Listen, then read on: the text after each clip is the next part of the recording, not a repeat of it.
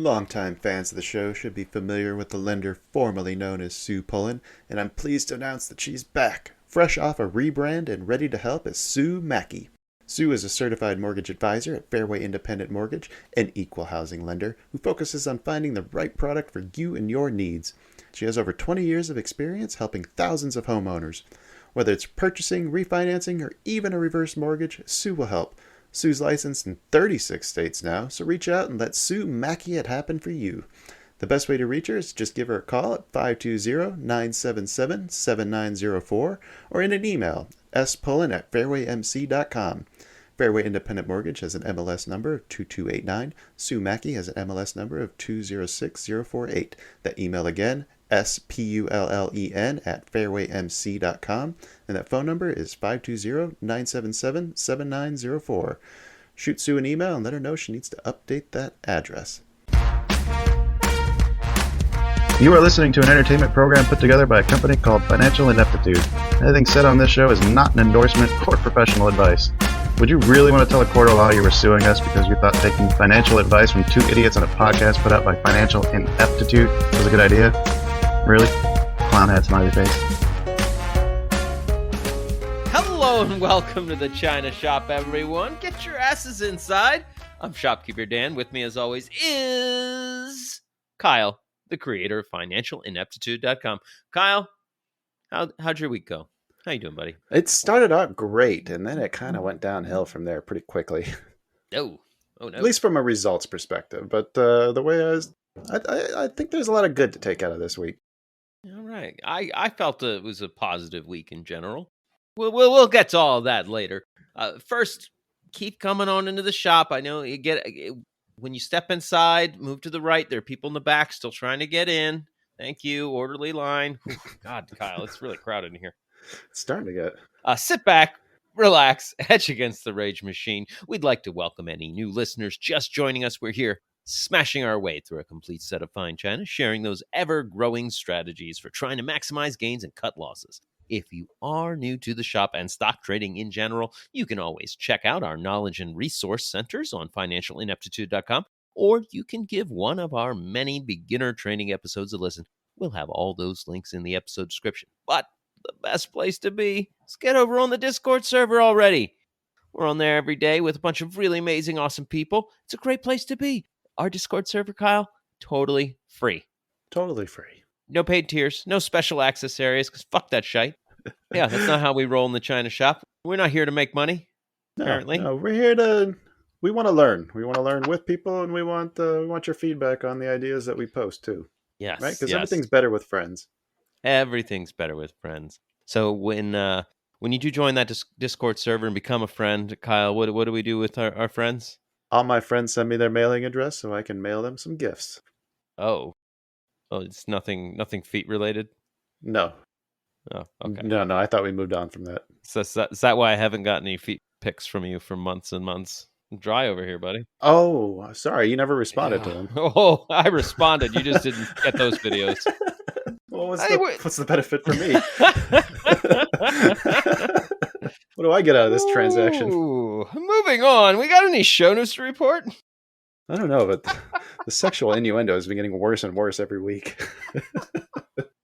Yes, there is show news. Next week, coming out Monday, will be the Next Option Experience episode with Eric Smolinski. This one ended up being a special tutoring episode because somebody needed a little bit of extra help understanding what he meant by construct a portfolio. Somebody started going a little too deep into sector rotations and balancing, and that wasn't quite the exercise he had in mind. I'll be eager to hear that new episode. Let's see. After that, the week after that, we got Roundtable coming up with Purdue and Baba Yaga. Be listening in on that conversation. Hopefully, listening in two experts talk about balance. So that should be that's going to be a fun one to be a fly on the wall. That's going to be an amazing episode. Both those guys really know what they're talking about. Yeah. If you're available, you can sit in tonight. If Banks doesn't make it. Oh, yeah. Message me that off air. Yeah, we'll do. Yeah, I'll cut this part out too. I don't mean to put you on the spot. I don't care. Yeah. You know what I do care about, Kyle? What? I care about our show today. And you know what kind of show it is? Mm, The you want, wait. Give me the letter. the V. The victorious. Oh, nice. The virulent. Yeah. The oh god, I lost it. Victorious, virulent, voluptuous episode for you today. Ah, that was the one. Lots of market movement. Well done, by the way. Well done.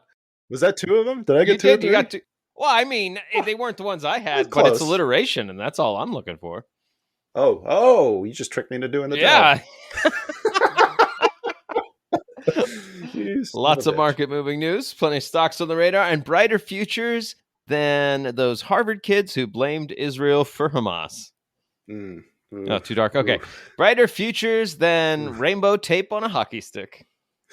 Ooh, No? Man, that one's a weird one too. Okay. No, that's a good one. I like Brighter that one. futures than a Hollywood writer who thought the strike just ended. Ooh, it sucks for him too. I wrote 3. I don't know why. I thought you were going to trick me into doing that one too. Brighter futures then. And sometimes you get on a roll. I get it. Reach out to us, folks. We love your messages and comments on Twitter and Facebook, even especially our Discord. They're going to have that link in the episode description. If you're old school, you can just send an email to twobulls@financialineptitude.com. That's the number 2, BULLS, at financialineptitude.com. Maybe you want to reach out because you got a hot stock tip. Maybe you want to tell us about some great trades you just made. Or maybe you've been stuck in a cornfield for God knows how long, and some bright-eyed young girl comes along to help you out and catches you up in her quest for deadly revenge. Does this have anything to do with Friday the 13th? The fact that that's what today is? Oh, no. In fact, if I had realized that, I may have done a different one. All right, too late now. Yeah, too late now. Yeah, it doesn't matter. It's already been recorded. We just love it when you reach out. What was the last week? Last week. You're a grifting outlaw just trying to earn a dishonest living when your life gets flipped upside down, and now you and your cohort have to go through a war zone in order to find a dead man. Through a war zone in order to find... Is this like Weekend at Bernie's? I don't remember any war zones there. There was a dead man. I remember that.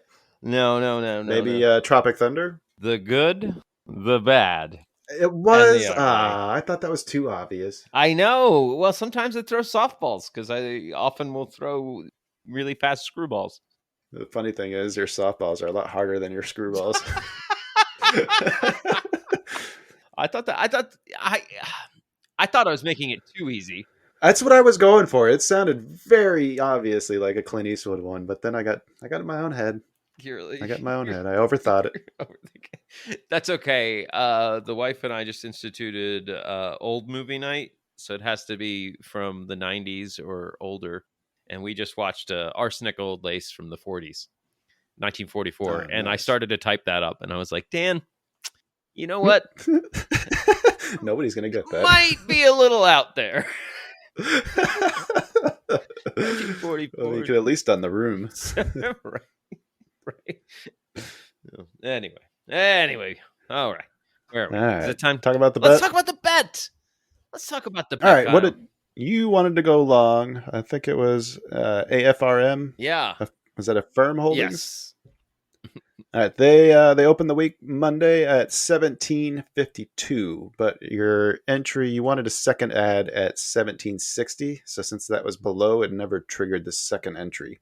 So yeah, we only got half a fill at 17.52. Hit our take profit on Wednesday at 19.5, and you had the trailing from break even, dollar for dollar, penny for penny. Mm-hmm. Peaked at 20.58, stopped us out at $18.60. Oh, there on Thursday. Those are all greens. Yep. Hey. So yeah, we're sitting at $510.92 on the new. We month. made 2% on my trade.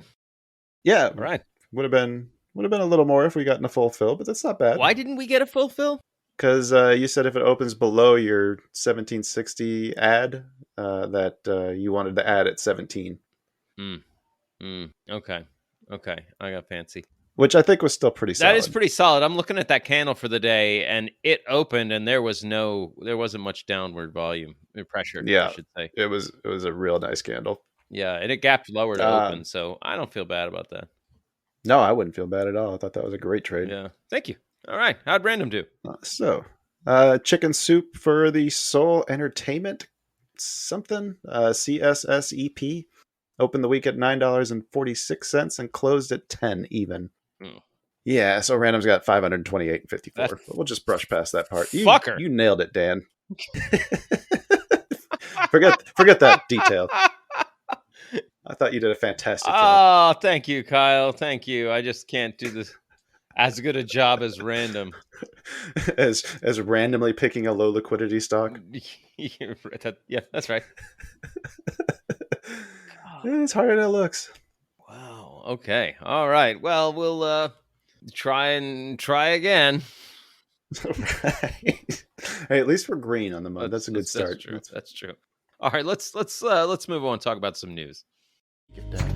Dow drops deep on moving inflation, COVID frustration, war damnation. We're just bringing you the fucking news. You gotta recognize the game if you don't wanna lose. We're just two bulls trading information. Yeah, we are. Rioters raiding, insider trading, taxes are raising, bills on the hill. We got a crypto mill. No, they ain't growing weed. When the Fed speaks today, it's some shit we don't need. Sing it, man. Two bulls trading information. What?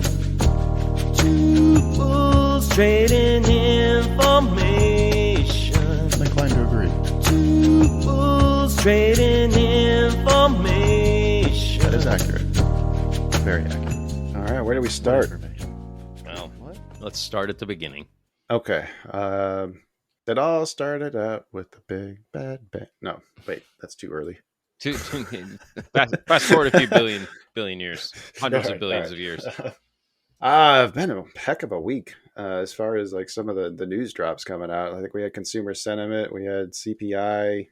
Consumer sentiment was weak. Then there was the whole thing going on in the Middle East that I think everybody was expecting the markets to tank because of. Yeah, and I think there's a valuable lesson to learn there, right? oh, if everybody's expecting a thing to happen, it's not going to happen. It's not going to happen. Yeah. And, I think that's what people mean when they say a trade is too perfect. Like, remember way back in the day, we were talking to George, and he'd say something's like too good. Sometimes he'll say, yeah, no, Size down. I'll skip that one. Skip it, yeah. Yeah. Yeah, because too many people see it, then too many people try it, and then when that happens, you're not going to get rewarded. But how does that doesn't make sense to me. No? If everybody's trying to go long at the same spot, doesn't that mean price is going to shoot up? Yeah, except the market makers want the liquidity, so if they start getting their liquidity, they're going to take it. I see what you're saying. Okay, all right. Yeah. This game is rigged, and I wish I was the one who rigged it. It is, but it's rigged in a predictable way. Right? It's not rigged because there's a bunch of guys in the back room going, it's rigged being like, this is how the system works. Yeah. Yeah, the market runs on emotions, and when those emotions get elevated and you're trading from that, I think we've all learned that doesn't work well. Yeah, those market makers are the house, and the house doesn't want to lose. The house trades emotionlessly. Yeah, that's true. Yeah, so, I don't know what else to say. It was an interesting week. Consumer sentiment, like I said, was falling off pretty sharply in October. There was some good news, though. It sounded like bank earnings were fairly strong. Maybe that was something what kind of helped hold us up or keep us from completely selling off. Yeah. Well, with interest rates rising, I don't see how banks could be failing right now. Depends on what their portfolios look like. If they've got a large bond portfolio. Oh, yeah. Bonds are taking a hit. Yeah, that's my next story, but I'll let you go next. Okay. Well, longtime listeners of the show might remember back in 2021, there was a company, what was it called? GameStop? Oh, yeah, I remember that. Yeah. I mean, not many people talk about it these days. It's kind of gone out of the collective memory. The SEC has agreed Friday they're going to roll out new rules to boost transparency on short selling. Oh, okay. What are the So rules? these are the rules they proposed in late 2021 and early 2022. So it's taken this long to get them along. It's they're going to have reporting requirements to FINRA. Yeah. What? Yeah. That'd be nice. Okay. Investors have to report their short positions to the agency. So it's going to be gross positions to the SEC monthly, Mm-hmm. and certain net short activity, which doesn't say what specific net trades, but basically they got to start doing their gross short positions. A lot of hedge funds were like, this is going to reveal trading strategies, and made me play a really tiny violin for them. Oh, come on. Is it really? And plus, I think we've all learned to, you can tell everybody your trading strategy. It's not going to make a difference. No, not one bit. Yeah. Not one bit. Yeah. Yeah. So of course, the guy who heads the Managed Funds Association said that was the one that said it could expose their strategies, and then these whinings, they're going to face more risks selling short, which will harm investors, which is really weird to me because the new rules, they got 20 days to FINRA.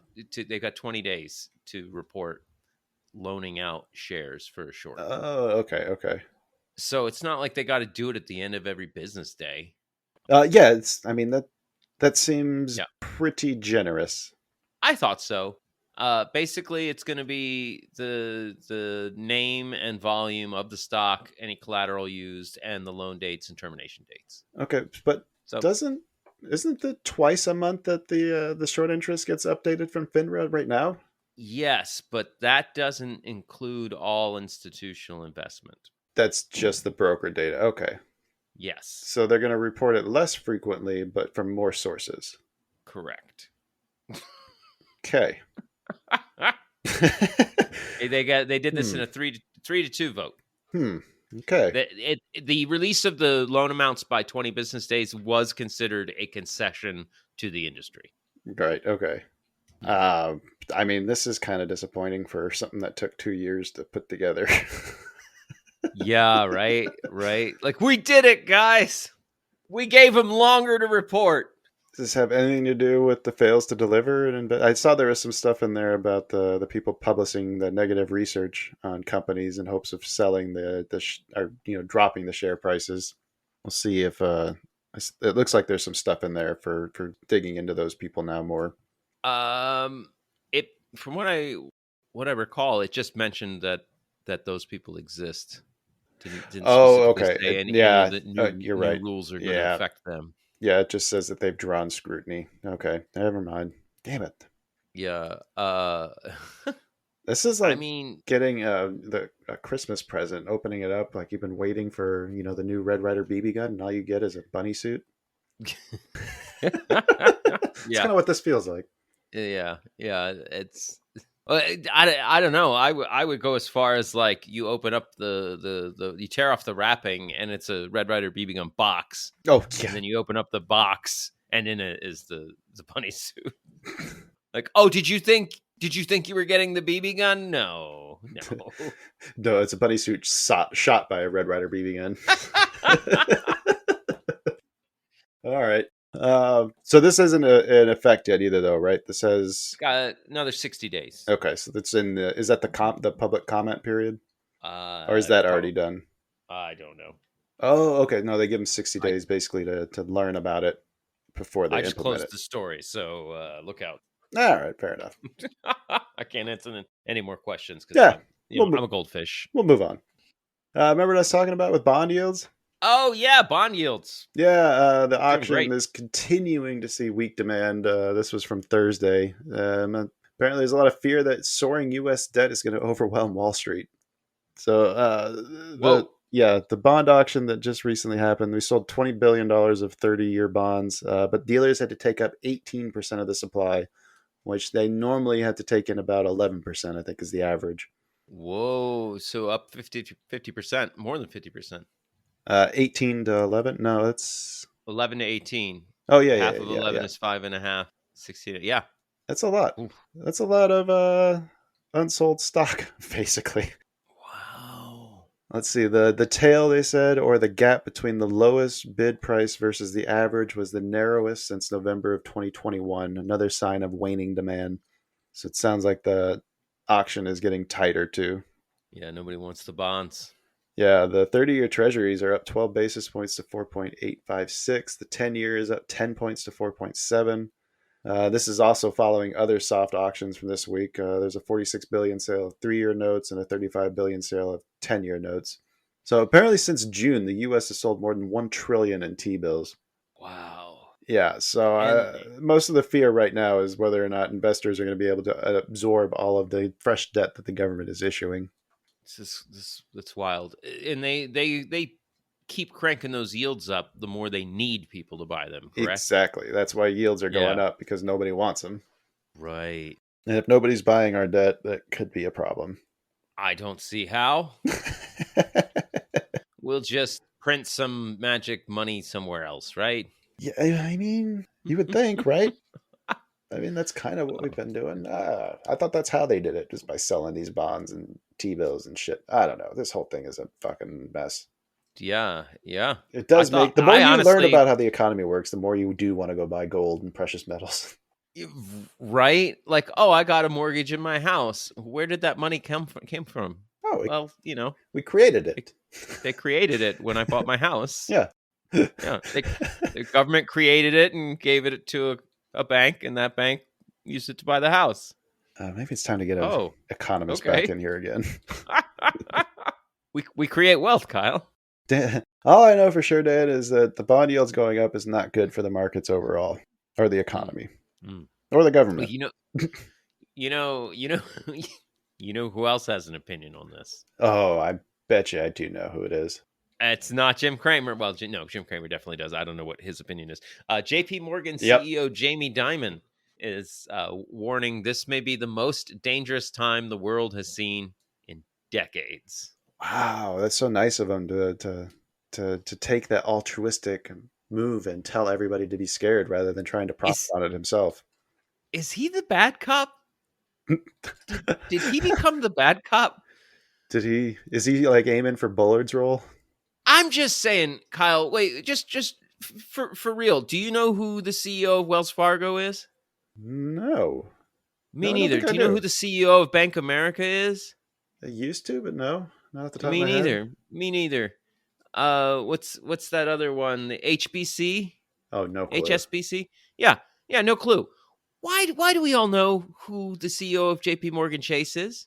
I mean, is he This running guy's- for like some sort of office? Is he trying to get? He's constantly in the news getting talked about, like, well, Jamie Dimon said this, he said this, he said that. Maybe he's just got a good PR group. No such thing as a Actually- bad headline, right? Actually makes me wonder if that's the bank I should use, because they're willing to be in the news. Right. Everybody else is like, not me. Yeah, spotlight over there. It does make you wonder if he's gunning for like Powell's job or one of those Federal Reserve board seats. Hold on a second. Private sector people getting regulatory positions. What? When? There's probably a lot of power Never. there, and he's probably made Never. plenty of money. Never. Yeah. He's just going through the greatest hits that we know already. Right. Largest peacetime fiscal deficits ever.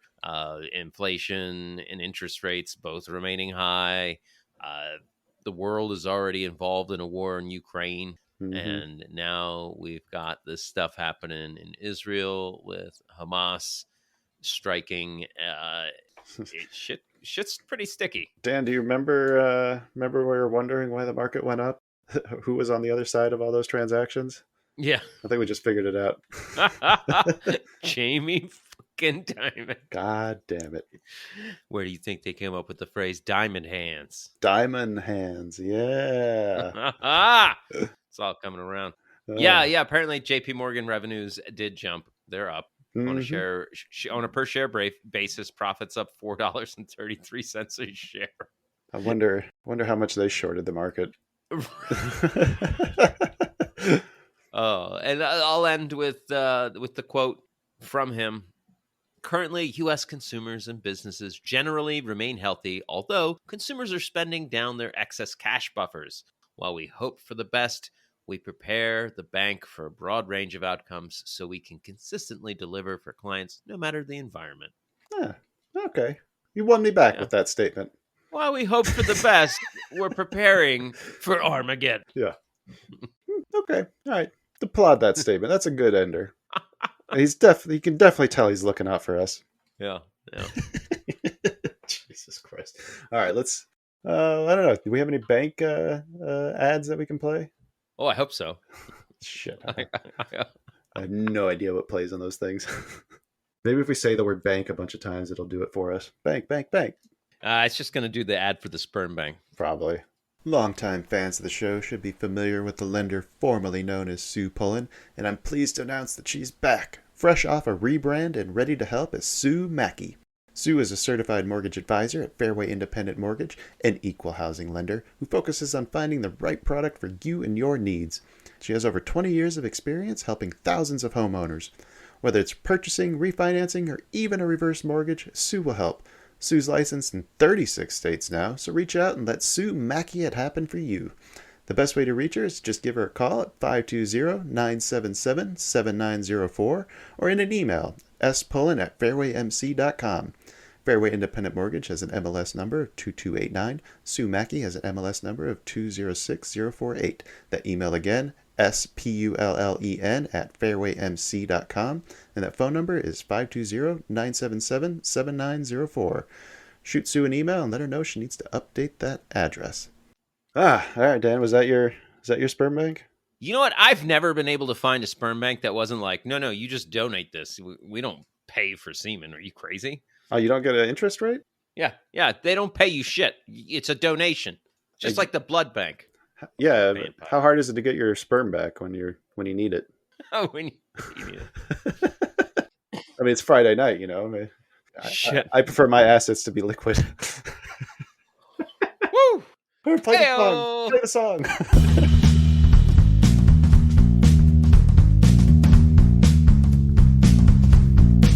Stock time! Now it's talk about stocks time.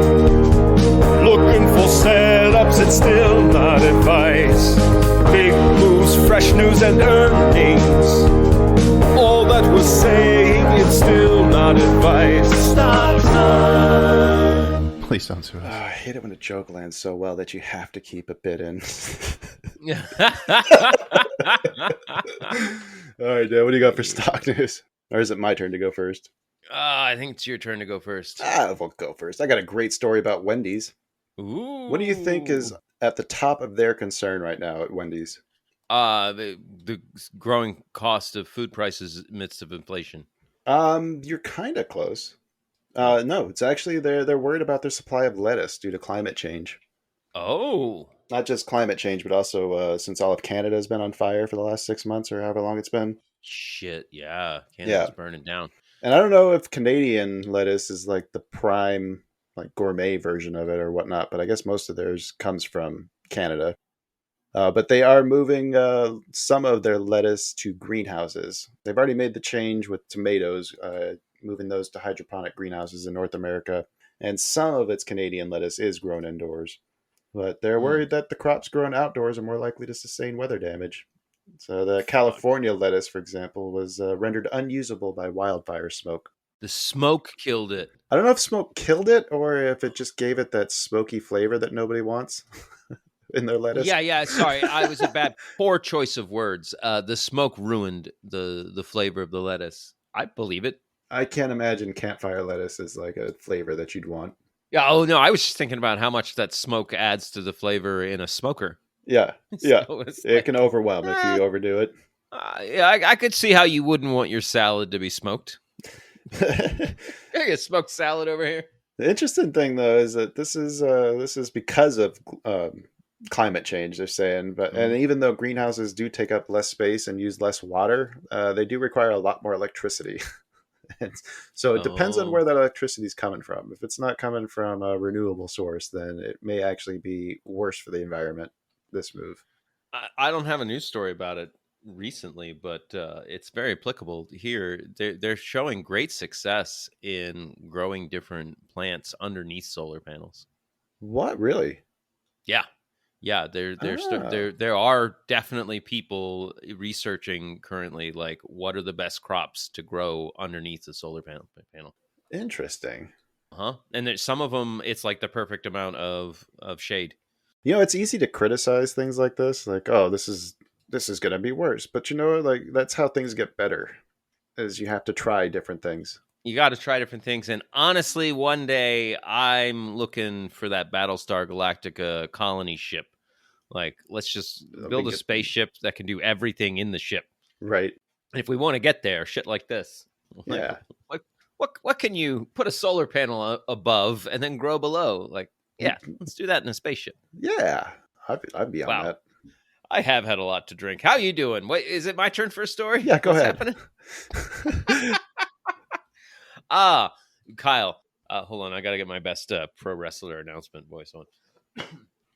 The largest audit in U.S. history. In this corner, the IRS, the big bad guys from the government facing off against Microsoft.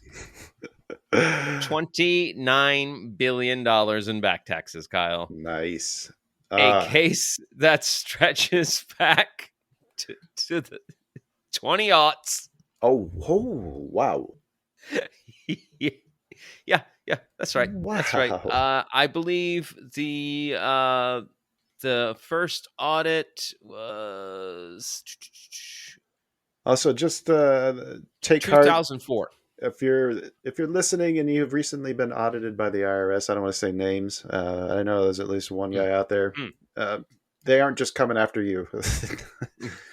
At least they're spending some time going after the big boys too. Yes, and that's part of what this article talks about. They've been doing this since 2004, right? Jesus. And there's been big chunks of the IRS getting cut back that caused them to like step away from going after large companies and start going for smaller ones because that's all they were equipped to do. But they've managed to hang on to this one over the years. And now it's a $29 billion in back taxes. I think 10 to 17 of those are forgiven under the 2017 tax bill, that Trump's 2017 tax bill to repay they wanted to repatriate profits. They did pay a special low tax rate. What a good deal for that. Yeah. What a good deal for them. They'd stored up $142 billion in offshore profits. But this particular case, Kyle, stems around how in 2004 they sold their intellectual property to an 85-person factory owned by Microsoft in a small Puerto Rican city. Yeah. The group was only responsible for burning the Windows and Office softwares onto CDs. Yeah, that's it. Yeah. That's right. Yeah. They got a favorable tax thing with the Puerto Rican government, so they sold all of their intellectual property rights to an 85-person factory printing Windows CDs. I swear those guys should have struck. I would have gone on strike trying to demand some more money. Right. Wait. Our 85. We need some profit sharing in this company. Right.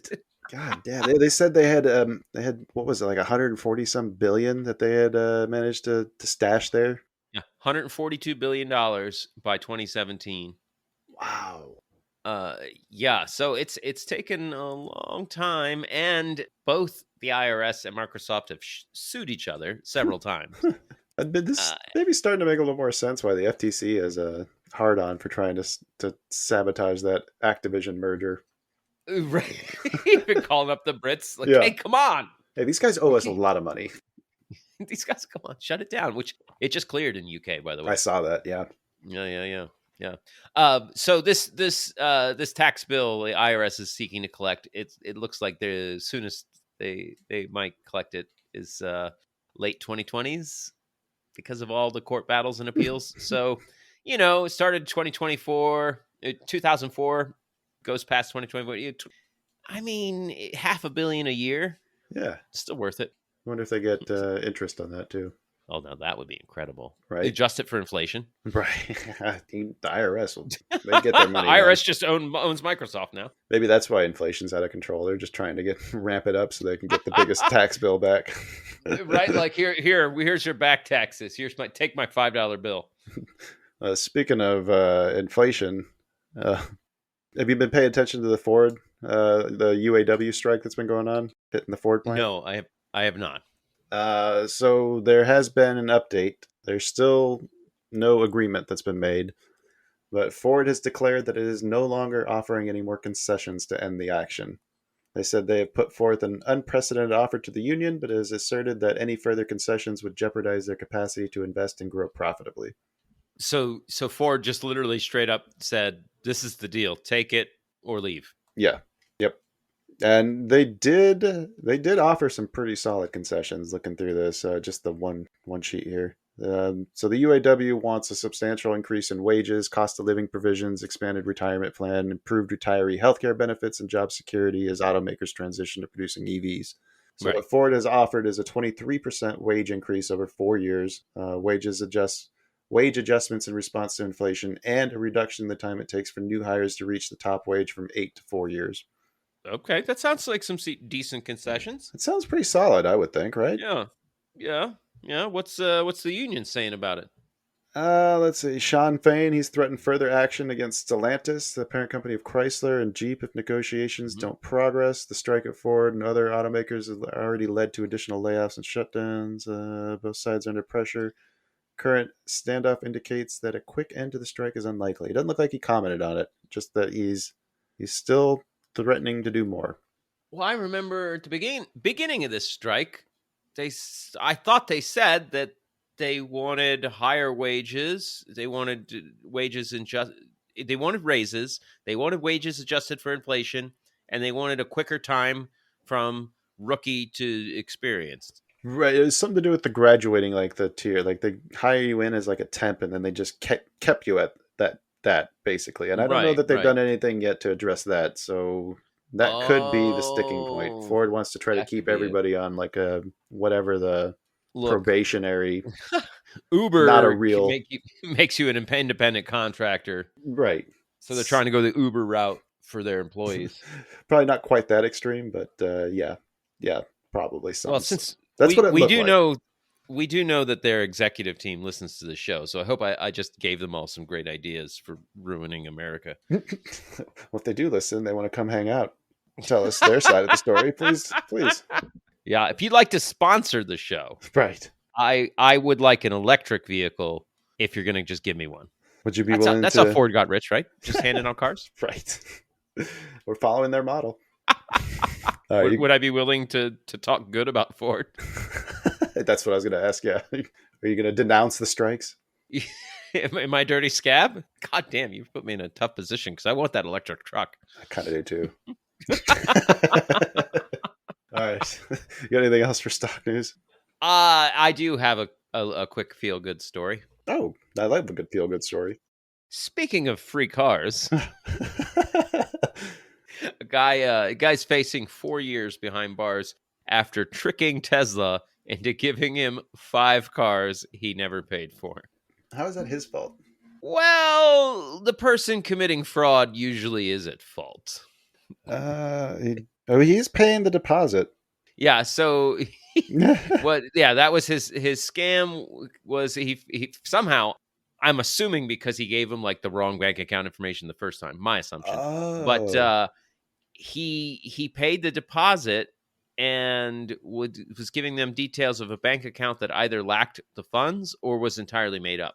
Uh-huh. And they were transferring the title anyway.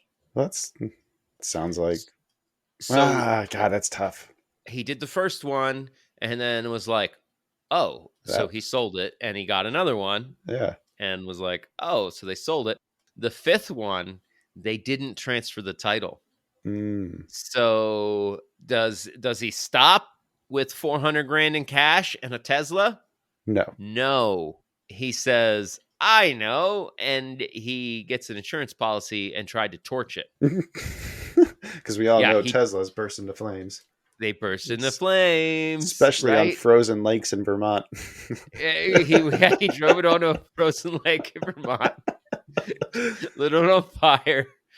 And apparently the insurance company was like, we have some questions.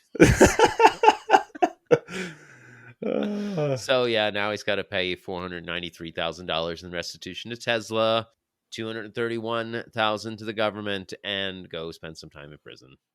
The moral of the story is if you're stealing cars from a company that's just handing them to you, when they stop giving them to you, just quit. Just walk away. Yeah, you've had enough. Walk away. Yeah. Well, that's no fun. Yeah, that's just like trading. Right. Yeah, you've gotten away with 5 bad trades. Walk away. Yeah, don't do Walk another away. one. You don't need another bad trade. Yeah. I don't care how much money you've made with these bad trades. Walk away. Tune into the show for the morals. That's right. That's the only reason I'm here, Kyle, is I got such a moral high ground to share. All right, should we talk about some crypto? Because I'm sure there'll be some good moral stories in there. Oh, speaking of morality, let's get to crypto. I got some crypto in my wallet, hanging out on my Ethereum blockchain. Yeah, I got some crypto in my wallet, some Doji, Sushi, Polka Dot, NFT, decentralized, anonymized, fabulous cryptocurrency. All I really want to talk about right now is just the chaos going on that we're finding out from FTX. Yeah. Yeah, that's some fun stuff. Oh, okay, well, then let me get my real thing out of the way. I should say my non-gossip thing out of the way. The SEC deadline on Grayscale's Bitcoin ETF is approaching midnight the day we record this. So by the time people have heard this, it will have passed. The SEC has shown no desire to appeal the ruling. So it does look like Grayscale's application to convert its Bitcoin trust into an ETF is going to happen. Oh, okay. So that's the deadline for them to appeal the decision. Because, recently they said that they had to go ahead and let them have it. Yeah. The DC Circuit Court of Appeals just decided 45 days ago, like, they were even harsh to the FCC, saying they were arbitrary and capricious. Ooh, that's a good word. And inappropriately trying to treat the spot ETF differently than other futures ETFs. Yeah. Yeah. So it looks like it's happening. We're getting a Bitcoin ETF, like a for real one. Also, I'd just like to point out that Grayscale getting it first feels like a win for them. I think so. They were the first that had a stock ticker that tried to track that I'm familiar with. If somebody else beat them to it, I'm not familiar, but I'm happy to see them get it just from what I know. Yeah. Yeah. So there you go. I remember the guy from Nevada Energy that was the crypto trader. He was really excited about this in particular. Yeah. Because he felt rightfully so. He seemed informed about his crypto. This gets on the table. It's going to bring some money into Bitcoin. A lot of money. That price, right? Now you have pensions and fund managers and other people that have a spot where they can get exposure to crypto if they want it. And not having to go through wallets. And exactly. Yeah. Now your grandfather can get some crypto. Now he can lose his money too. Yeah, right. He doesn't have to put it on a USB drive to lose it. Oh God! Did you read my story? Just the headline. Oh, okay. No, when okay, yeah. Back to yeah. Let's. So there's all kinds of details coming out with the trials that's been going on. I think you've got a story in there that I was trying to find when I found this one, but. So do you remember how hackers were stealing like millions of dollars from FTX after they declared bankruptcy? Yeah, vaguely, yes. Yeah. So what the company had to do to safeguard the remaining assets they had was transfer that money, transfer those wallets onto a USB drive. 500 million worth of crypto they put on this thing. Woo. Don't leave that in your pocket when you watch it. Let's see. What does it say here? The FTX employees reportedly scrambled to stop hackers from making off with 1.1 billion in crypto as the exchange went into meltdown. According to a report, Kumanan Ramanathan held as much as $500,000 on a USB drive for several hours to protect it from hackers. Unnamed sources told Wired that he had then hunkered down in his office with the FTX general counsel Ryan Miller to safeguard the USB in the early hours of the morning after they declared bankruptcy. Some point between 2 and 5 a.m., they called 911 to request police protection because they thought that maybe the hacks were coming from inside and that thieves might try to get in there and physically steal the device from them. The call is coming from inside the house. So they made off with $415 million worth of assets, confirmed by the bankruptcy lawyers earlier this year. On the USB? No. This is what hackers. This is what the hackers got away with. Yeah. Oh shit. Yeah. Oh, that's a lot of money for North Korea. Almost half of the assets they still had. Yeah. The staff was first aware of the hack on November 11th, the evening, but they were unable to stop it because Sam Bankman-Fried and his trusted lieutenants are the only ones who knew how to control the crypto wallets that were being drained. And that was the day he stepped down as CEO and did not appear in the crisis virtual meeting that employees convened to address the hack. What a fuck up. So, really want to know where this hack is coming from? Does it seem a little obvious? We're being hacked. The hacker's in the building. He's at my computer as I type. Where's the CEO? Oh, he retired this morning. He's not in the meeting. Someone's using the secret account codes. Where could they have found them? We don't know. The only guy who knew how to get into any of that quit yesterday. He quit yesterday. Yeah. God damn it. So you want to talk about the one you found? Oh, yeah. I found somebody played, they had a secret recording of a meeting of Alameda, the crypto hedge fund that Bankman-Fried started, that he had his girlfriend as the CEO, and somebody recorded her alleged girlfriend. Is that what you're saying? Yeah, I don't know. It just felt right. Alleged. Look, it was one company party just outside the pants hand stuff. Yeah. No. Yeah. So apparently it was like she called in the engineers and the staff. It was like 10, 15 people. Yeah. And she was sitting on a beanbag chair. I love that part of it. Slouching. And you can hear her, and I'm quoting from the recording, Alameda borrowed a bunch of money, which it used to make investments. But as crypto prices fell, FTX had a shortfall of user funds. And then users started withdrawing their funds. And they realized they would not be able to continue. So, yeah, right? Which right there is already like, should be a big red flag to anybody in the room. Like, wait. Somebody wasn't the guy who testified made the recording. Yes, he was the one asking questions. The guy made the recording. It's Christian Droppy. He's a software engineer that was in that room that made the recording. And he did start asking questions. He can be heard on the tape asking like about the plan. Like, well, how are we going to pay back customers?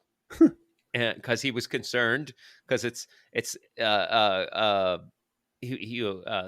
not usual, right? Yeah, he's really concerned. So he also asked her, like, wait, were these loans collateralized? Were these loans collateralized through the spot margin group? And she's like, no. And he says on the tape, that seems pretty bad. And is this a YOLO thing? That's right. Yeah. Yeah. God.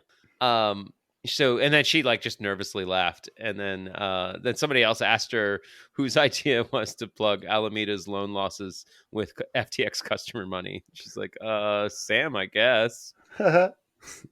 FTX basically always allowed Alameda to like borrow user funds, as far as I know. Like ridiculous amounts of money too. Jesus. Yeah, we Wild West, Kyle. Come put your crypto in our wallet. we swear we won't spend it. Right? Good God. Okay. Yeah. Well, so that guy actually quit the next day. Good for him. It's nice to know that some people still have some goddamn ethics. Yeah, right.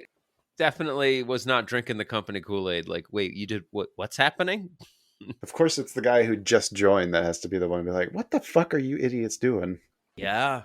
Hey, it's real easy to get caught up Oh in yeah. a new group and their stupid rules and not question them. Well, eventually you just like, God. You just get beat down into submission, basically. Like, all right, whatever. I'll do what you say. Well, Just pay my check.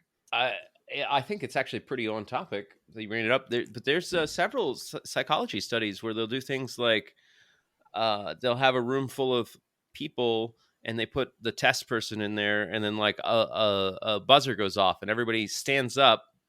It doesn't matter what they're doing, looking at their phone, reading a book or whatever, for like 2 seconds and then sits down. And then like eventually the person who doesn't know what the fuck's going on will start doing it. Right. And then they'll slowly start pulling out the people who are in on it and putting other strangers in until eventually there's knows. nobody in there who was originally part of the fake out. Yeah. And nobody knows why they're doing it, and they're just doing it. That sounds like those lines that people start in like the middle of like a busy like streets. They'll just go stand outside of a building and just wait there until a line forms behind them, Yeah, and then right? walk off and like, I can't. I've had enough of this. Yeah. What are we all queuing up for? Nobody knows. They're just all I sitting know. there waiting in line. Must be good. I've been here all day. Jesus. All right, shall we move on and get to the end of this? Yeah. Hold on. Hey, what's that over there? Like What? really off in the distance. Look. Hang on, let me get my glasses on. Yeah, right there. They're in my You see pouch. You see it over there? Okay. Yeah, I got to squint. Goddamn. Ah, there it is. Sorry, I had trouble Sorry, getting my gun to fire. No, I forgot you didn't have the button. Like, you gonna shoot me or what? What's going on here? God damn. What is it? Yeah. I can't see anything over there. What are you pointing at? My head. All right. Good, bad, and ugly this week. Good. I had a great Monday. Yeah. Got that new Top Step account. I spent the entire weekend backtesting. I hit it strong. I fucking crushed it. I think I had 3 trades that were they ended up being partial wins, but I ended up finishing the day off with a nice 3R return on the day. Fuck yeah. And then I might as well just tell the whole story because it kind of goes from good to bad to ugly. Yeah, let's hear them all. Let's get it all out. So the bad was that when I looked on Tuesday, getting ready for the morning, I saw there's a little thing that said practice next to the account. Apparently, when you get a Top Step account, there's 2 that you choose from. You don't use sim mode. You switch between your practice account and your eval account. Yes. So all those gains were practice gains. Oh, no. But it's okay, Kyle. You backtested the whole thing. It should be fine, right? It should be, except I seem to have lost patience or something because I just started taking too many trades and they just all ended up being losers. One of the things that I was taken away from this whole experience is that I noticed that the longer I go without doing any backtesting of any sort, the worse my confidence is. Mm.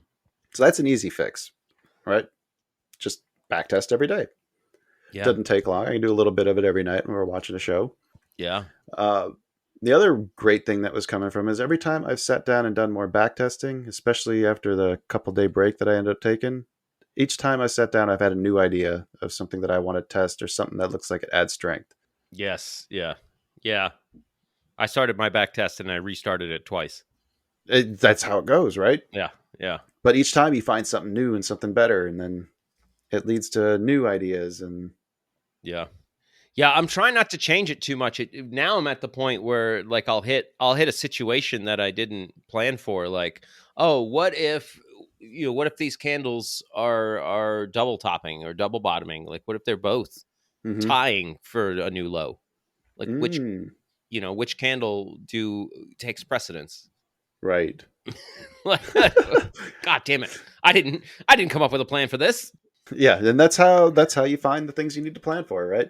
Exactly. Yeah. And I'm like, okay, I got to start over because I don't know if I missed any of these. One of the things that got me really excited when I was sharing some of the results, I shared them with you and Mr. Banks over at Vanta. Mm-hmm. Mr. Banks told me that basically I'd stumbled upon one of his setups. Oh, really? Yeah. So then that's beautiful. He told me that yesterday, I think it was, or last night. And then I was thinking about it today. I'm like, if I'm trading something that's similar to what he's trading, or very similar.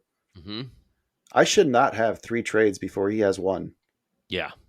right? Yeah. Yeah. So I definitely have a component that's missing that has to do with patience. Mm. Yeah. So one of the things that the back testing this week, I got a couple new ideas that I think should add strength to the idea that I've already been testing. So if I can start cleaning it up and taking out those other ones that, just farting around in the middle, not going anywhere, if I can eliminate those, then I think I'll be on a really solid path. Fuck yeah. All right, now that I've monopolized all that, what do you got for us? Well, my good was, I started backtesting in earnest because, I started doing your trading thing that you backtested, and I made some good trades with them. And then I started to feel guilty. I was like, wow, because Kyle did all this hard work and I'm just piggybacking. I want to do some hard work. So yeah, I'm currently backtesting a variation of something Purdue taught me. Started backtesting that and getting good results, but also just feeling more positive about myself as a trader for doing the hard work and the grinding work. Isn't it funny how that Yeah. how that happens? I've noticed the same thing. Yeah, I'm always been a big proponent of work smarter, not harder, but Mm-hmm. sometimes you have to fucking roll up your sleeves and just fucking get the hard work done. How many times have we talked about screen time? Screen time, screen time, screen time. And this backtesting it one bar at a time with specific bar entry and exit rules Mm-hmm. is fantastic screen time. You can't do better than that. Maybe second for second live replays. But who has time for that? But Like I was just going to say. Yeah. When you It's want got to to be a condense, balance in there somewhere. yeah, when you want to backtest 3 days in one evening, Right. bar by bar is the way to do it. I love it too because you get to see how the auction kind of develops as well. Right. The my bad and ugly. I was all set to like hit this week hard, waking up 5:30 every day with a set routine. And it just seemed like every fucking night or morning something happened and just derailed me from having a full work day. And yeah, I do not feel good about it. It's like, God damn it. Man. God damn it. It felt like just about every day. But you know what was good about that though is I don't think you were trading many of those days. No, I wasn't. Like before, I feel like you would have tried to force it. Yeah. Where now I'm like, now in my head, honestly, I'm like, oh, I got to finish doing all that back testing because I really want to use that new. I want to use that new thing. I want to trade with that new thing, but I got to back test it first. Yep. And for me, it's not even like I got to back test it to make sure that specific strategy works. It's like I got to back test it so I can tweak it because I can have that data to tweak it to be the best strategy it could be. Yeah, because you want to see more. You want to see as many times as this thing happens, and then you want to start to notice those commonalities, right? Yeah. Man, progress. Only took us 3 years, but it feels like we're starting to run the right way now, rather than just blindly stumbling around in a field. Hopefully. Oh yeah. All right. Well, should we move on to a bet? Yeah. Tell me more about this bet. Oh well, let me let you listen to it with the power of song. I need it, wanna beat it, gonna win it if I take it from you. I'm filling my positions, quit your bitching, random's gonna lose. Got a chart full of levels and a stop that's not too tight. It's bet picking time in the shop, so pick 'em right. Why random is so funny with the way he picks his sectors. Like he'll get like industrial and he'll go to the NASDAQ for that one, or he's got tech this week and he wants the New York Stock Exchange. Like, what are you doing, random? That is weird. The NASDAQ has this tech. What's wrong with you?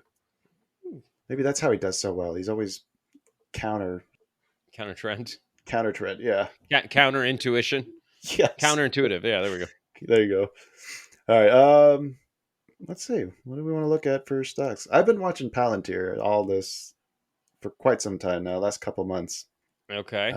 It looks kind of spicy right here. Okay, let me pull up Palantir as I'm looking at not Palantir.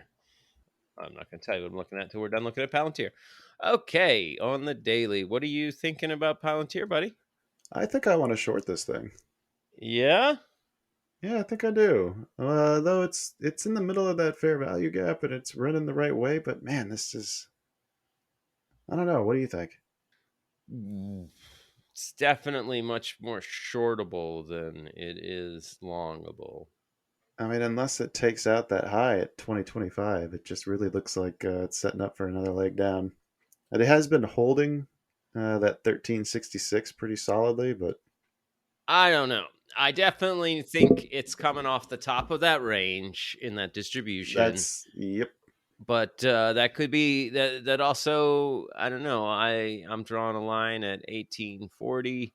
I'm drawing a line at 1390, and I'm saying this is the accumulation stage, and we keep doing the shakeout, or we keep testing the what do Yeah. they call that? Jump in the creek or whatever. Yeah, I can see that. Yeah, this would definitely be something that's range bound, and we'd be hoping that it goes to the other side of the range. Yeah, I like it as a range play. I don't know. It was a big sell off on Friday, but I don't think it was a lot of volume.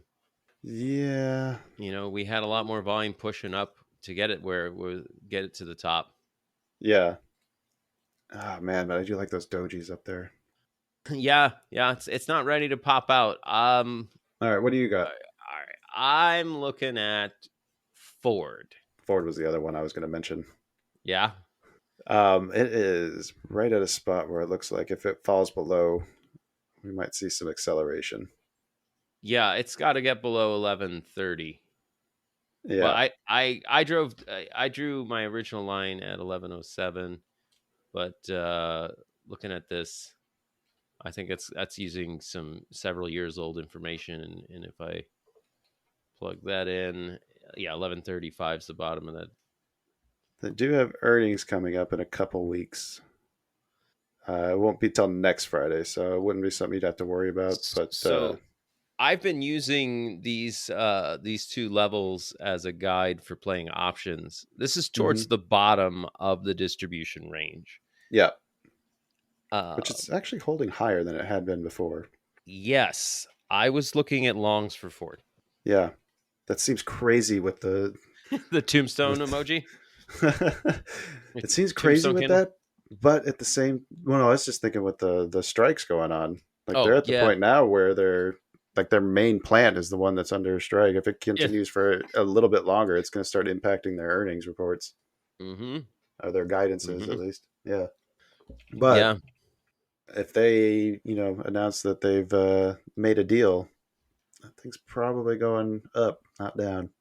Yeah, they are definitely. I feel like this is the accumulation area. They popped up out of it back in the end of 2021, and we even made some Ford trades around that time. I think we did, and it came back down to the bottom of the distribution, came up, and it's. I don't know. It feels like looking at the daily. Yeah, I want to go long. Here's my concern is that if you were to think of there being liquidity at like say 1462 and just a little bit above that, those two prior peaks that we cleared on this push up, like the people who turned it around there, they haven't hit their liquidity targets yet. Oh, to the short side? Yeah. Like I worry that they might need to stab it below like say 1123 just to flush out any of the stops, the last people holding long there before it'll turn around. See, I think the buyers have been stepping in at 11.5 to 1165. Okay. And they got there on the 21st of August. They had the low that day at 1158. I think they've already covered. Okay. All right. But We took I my can pick last see. time. No, but I also look at this and I think that higher highs, higher lows. I Mhm. think when in doubt, follow the trend. So we're going long Palantir. No, Ford. I think yours is at a better trend. I'd rather go with that. Okay. All right. I I think it's mean, crazy, but you know what?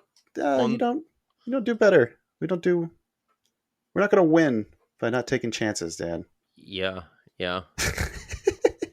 That's All right. that's what that's, winning and whining both start out the same way, Kyle. Yes, they do. You've told me that many times. All right, where should we go long here then? Oh, we're gonna do mine again? Ah, God damn it! It's all gonna be my fault when we blow the month. That's what I'm trying to do. Yeah, I'm on to you. You know Well, I what? mean, otherwise okay, one other thing we can look at. Uh-huh. CMC, Commercial Metals Company. Who the fuck? Commercial Metals Company. It's a steel company I used to work for 8 years when I was in Tucson or Arizona. Well, last job I remember you having in Tucson was for Walmart. Yeah, it wasn't Tucson, my bad. That was I a like long time ago. I like this as one that might have just gotten hit a little too hard on this earnings. Oh yeah, yeah. Okay, I could get behind this. Like there, they did take some liquidity down there, like 42 half. There's some nice tails on these 2 days candles with good volume on them. Oh no, we got to go long on CMC. Yeah, okay, let's do It's got that that then. that fucking gap to fill too. Where do you want to stop on this one then? Well, I would put the stop on this one at 41 half. Yeah, that seems reasonable. 41 And half. We'll just go. We'll just take it. yeah, Nothing fancy.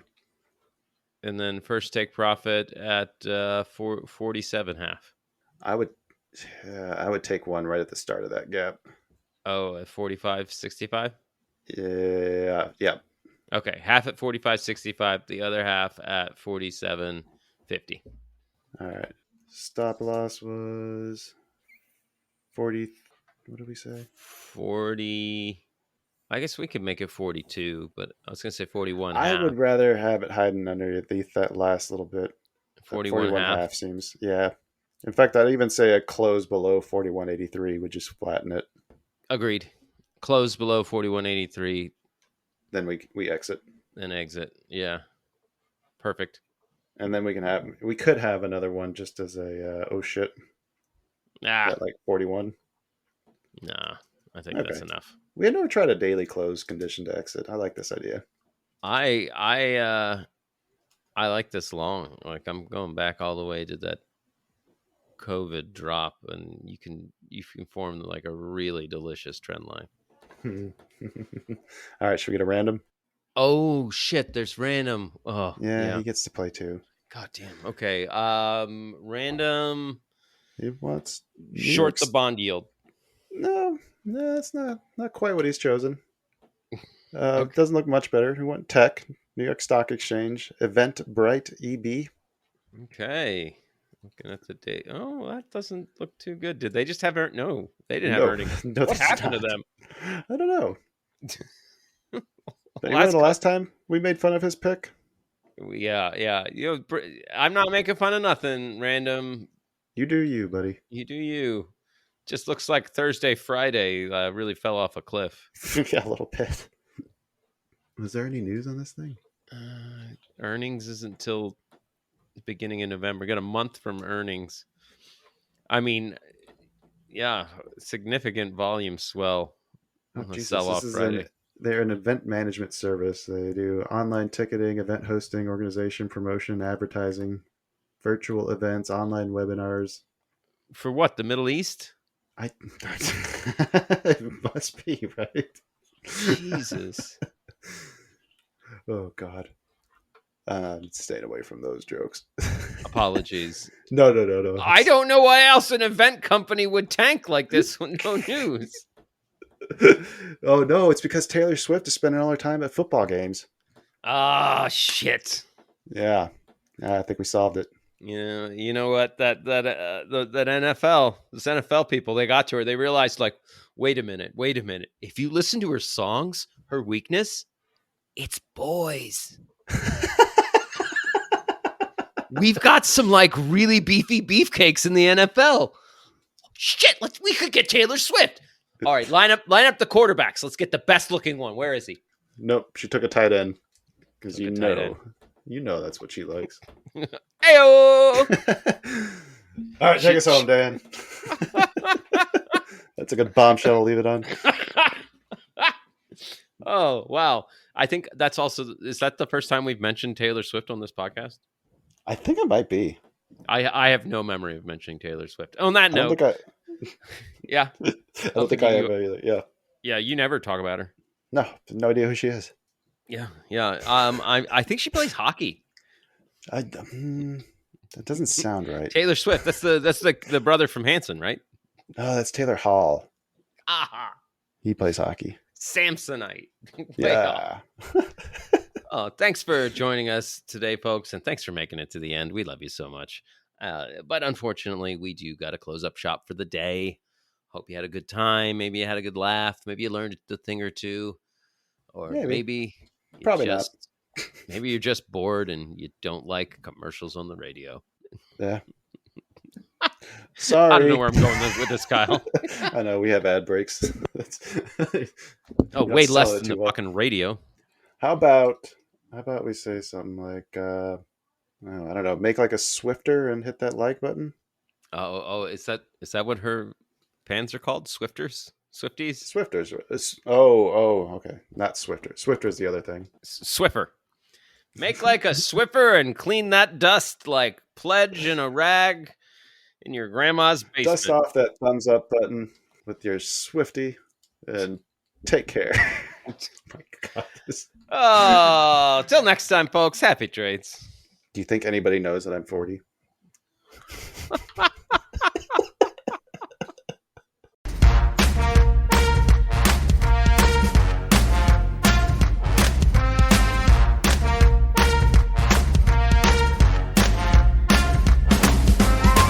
Two Bulls in a China Shop is an entertainment program, and all thoughts and opinions expressed in the show belong to the hosts and not of any company. They are not intended to provide specific advice or recommendations for any individual or on any specific security or investment product. It is only intended to provide entertainment about stocks and the financial industry of trading. If you make trades based on what you hear in this show, you assume all risks for those trades.